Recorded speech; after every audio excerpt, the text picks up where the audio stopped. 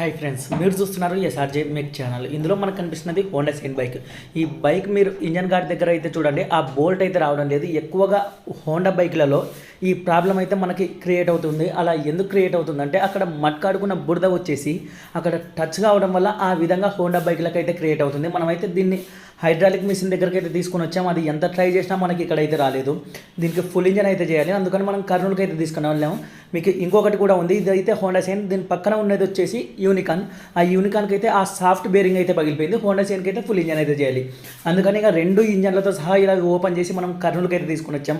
డోన్లో మనం అయితే వీలైనంత వరకు అయితే ట్రై చేసాం. WD స్ప్రే యూస్ చేసి అన్ని విధాలుగా ట్రై చేసాం. అవి అయితే రాలేదు. అందుకని మనం కర్నూలుకి తీసుకుని వచ్చి అక్కడ డ్రిల్ మిషన్తో అక్కడైతే మనమైతే ఆ బోల్ట్కి హోల్ పెట్టించి ఆ డ్రిల్ మిషన్తో అయితే తీపించడం అయితే జరిగింది. ఆ డ్రిల్ మిషన్ బిట్ కూడా చూడండి, మీరైతే కట్ అయిపోయింది. అంత టైట్గా ఉంటుంది.